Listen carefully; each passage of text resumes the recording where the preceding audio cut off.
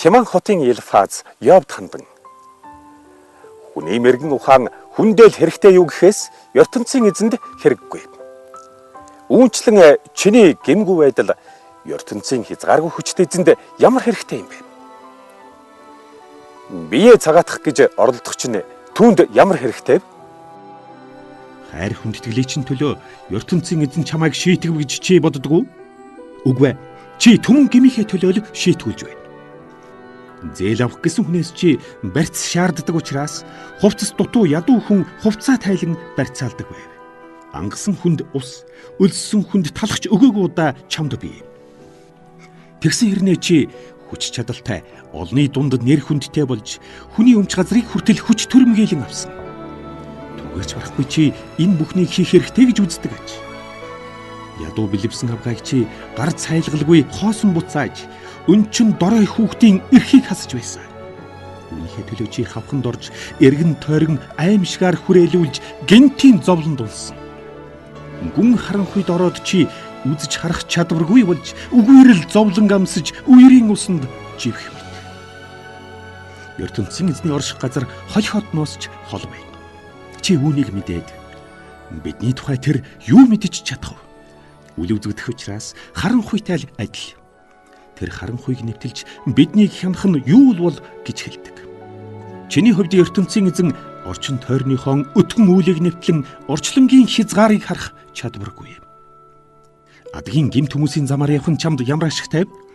Тийм хүмүүс цагаасаа өмнө үхэж амьдралынх нь үндэс үерийн усанд булга татуулсан мэт болдог.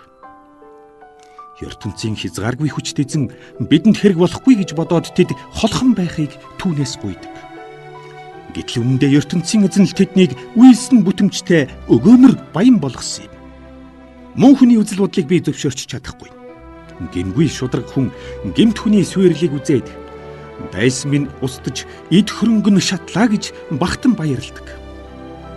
ертөнцийн хязгааргүй хүчтэй эзэнтэй ойртон эвлэрсэн чин дээр тэгсэн цагт л чи түүнээс сайн сайхныг хүлээн авч чадна. Үбрийг нь хүлээн зөвшөөрч чин сэтгэлээс дагагтун. Түүний замаар дахин орвол ажил үйлс чинь бүтэмжтэй болно.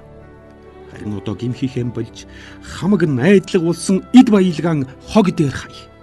Офир нутгийн шилдэг чанарын шижир алтан хүртэл голын чулуун дотор хайсвэ. Зөвхөн ертөнцийн хязгааргүй хүчт эзэн л чиний найдварлуулсан үнэт баялаг байх ёстой. Тэгвэл чи түнтэй ойр дотн болж аз жаргалыг олон өмнө нь ичид зовхон баяна. Тэгээд гуйсан бүхнийхээ хариуг түүнээс авна. Харин чи талархлаа илэрхийлэхийн тулд өгсөн ам өчгөө дараа нь биелүүлж байв. Тэгвэл сансан бүхэн чинь сэтгэгчлэн бүтэж амьдралын зам чинь гэрэлтэй болно. Хицүүдсэн үедээ ертөнцийн эзнээс тусламж гуйвал номхон даруй зантай чамд тэр туслах нь гарцаагүй. Тэрч байтугай чи гэмт хүний өмнөөс зуучлбал их эзэн чамайг удан шийтгэлээс чөлөөж өгнө.